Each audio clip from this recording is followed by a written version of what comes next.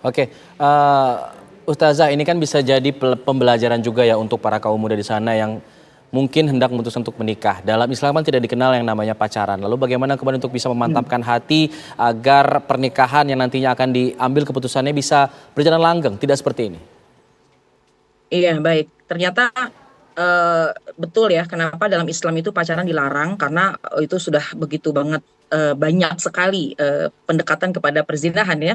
La taqrabuz zina, Allah sudah melarang zina aja dilarang.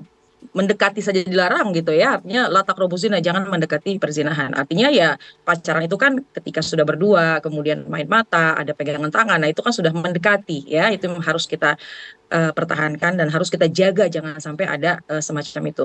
Dan mungkin banyak yang berpikir ini gimana mau bahagia ketika misalnya menikah kalau memang nggak ada kenalan misalnya. Ini harus dihilangkan bahwa semua itu kan Allah yang memberikan karunia dalam hati kita ya, litaskunu ilaiha wa ja'ala bainakum mawaddatan wa rahmah. Nah, itu ketika seseorang menikah, Allah yang sudah menjamin akan mendatangkan kedamaian, akan mendatangkan kecintaan gitu satu dengan yang lainnya.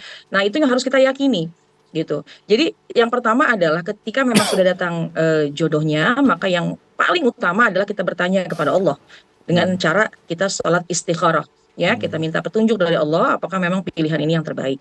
Nah, kemudian ketika memang sudah ada tanda-tanda ini diantaranya adalah memang pilihan dari Allah Subhanahu wa taala, mungkin karena orang tua sudah merestui, kemudian jalannya juga sepertinya mudah ya, jangan tunda-tunda, langsunglah menikah. Dan yang terpenting adalah untuk mantapnya hati satu dengan yang lain, yang tadi saya sampaikan di segmen sebelumnya, bahwa sebelum ada pernikahan harus ada kemantapan hati dari pasangan satu yang dengan yang lainnya terkait dengan harus menjalankan pernikahan ini dengan nilai ibadah.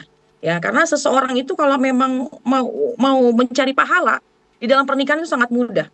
Ya, makanya kata Nabi itu mantazawwajal abdu faqad istakmala nisfaddin. Siapa orang yang menikah, maka dia sudah menyempurnakan separuh dari agama. Nah, kalau memang dia niat menikah untuk ibadah, itu sepanjang perjalanan pernikahannya itu pasti semuanya akan mendatangkan pahala. Nah, oleh karena itu kan caranya harus kita ketahui. Ya. Ya, sebelum menikah mungkin bisa berdiskusi, bisa bertanya dengan para guru-guru yang memahami ilmu-ilmu agama, bagaimana supaya jadi istri yang lebih baik lagi, menjadi istri yang soleha, kemudian bagaimana hak dan kewajiban yang harus kita siapkan.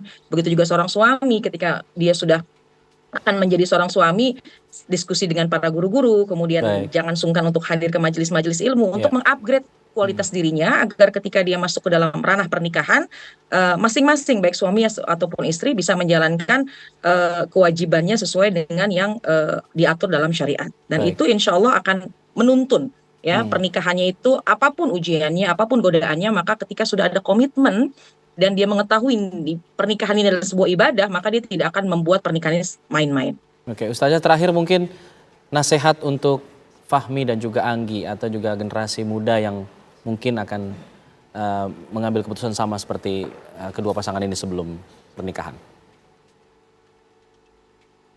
Bagaimana? Maaf, terputus. Iya, mungkin bisa memberikan nasihat singkat untuk Fahmi dan Anggi dan juga generasi muda lainnya yang ingin mengambil keputusan untuk menikah. Menikah itu ibadah ya, jadi kita nggak usah khawatir dan Allah sudah jamin rizki bagi seseorang yang memang dia akan melakukan sebuah ibadah, diantaranya adalah pernikahan. Asalkan menjalankan itu semuanya tidak dengan hawa nafsu, ya. Maksudnya bagaimana dengan hawa nafsu? Akhirnya sekedar suka gitu, kemudian tanpa melihat latar belakang, tanpa melihat bagaimana persiapan gitu, dan itu akhirnya terburu-buru, artinya bukan tidak melihat apa namanya. Kadang-kadang kan dalam pernikahan itu kan memang dianjurkan ya oleh baginda Rasulullah SAW untuk melihat bagaimana nih pasangan kita, Ya. kemudian bukan lihat dari bagaimana apa yang ia miliki, tapi kan kemudian untuk mengetahui keluarganya, sekedar untuk mengetahui, Ya. itu kan juga akan memudahkan dalam perjalanan pernikahan. Nah, kemudian yang kedua bahwa selalu tanamkan niat dalam hati menikah itu adalah untuk ibadah. Baik. Ya, selalu kita tanamkan menikah itu untuk ibadah.